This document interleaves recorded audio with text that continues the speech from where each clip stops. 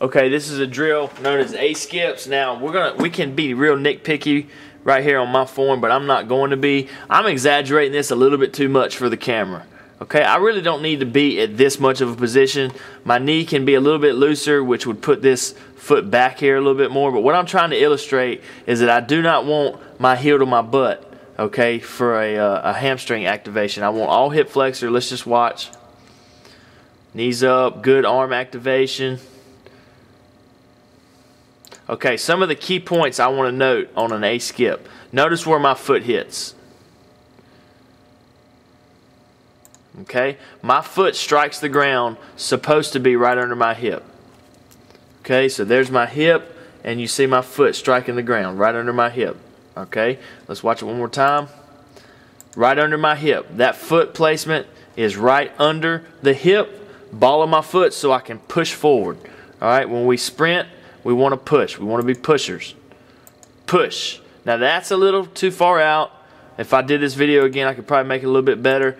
Okay, the next thing I want you to know is toes up. The ankle is dorsiflexed. Right there. Dorsiflexed ankle. If you're not seeing that with your athletes, you either need to videotape them so you can pause it, or you need to work on some drills. You need to get them on the wall and teach them the difference between toes up and toe down. Every time you're going to see dorsiflexed ankle. That is a learned skill. That is a learned skill. When you start A skips with your athletes at your high school, you're going to get them in the track lane. So there's 6 lanes. You're going to have 6 guys up. 1 out of the 6 are going to skip with toes down. And it might be the opposite. Only 1 out of 6 skip with toes up. You're going to have to teach that skill. It's just not a skill that people know automatically. Toe up. Toe up. Toe up. Okay? So in this A skip, all we're trying to train, I like to view it more as a muscle memory drill versus any kind of, I mean, it's not really a speed drill. It's just teaching you hip flexor and toes up and strike the ground. That's all you're working on.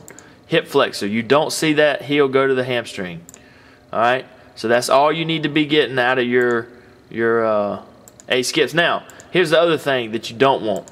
I have a little flexion forward in my spine, which pushes my chest down, but it's not that bad. You don't want your athletes flexing forward a lot. For the most part, you want them to stay nice and tall, abs tight.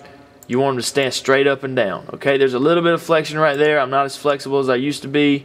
So, you know, for me to get this knee up, and that's a little bit too high, okay? Like I said, I'm exaggerating it.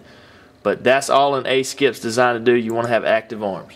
And again, another thing you can think about, and you can tell your athletes this, imagine this position right here, okay? We've got that position. All we're going to do is we're going to take this picture, we're going to rotate it just a little bit, about 25 degrees, all right? And it'll equal this picture. Oops, sorry. It'll equal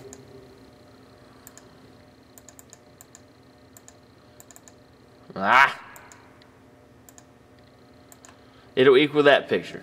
Okay, so we got you standing up straight with an A skip. You rotate it, it equals that. We got a nice knee drive. My heel's not to my butt, and I'm ready to fire out. All right, so if you're not doing A skips, you might want to start doing them at your high school.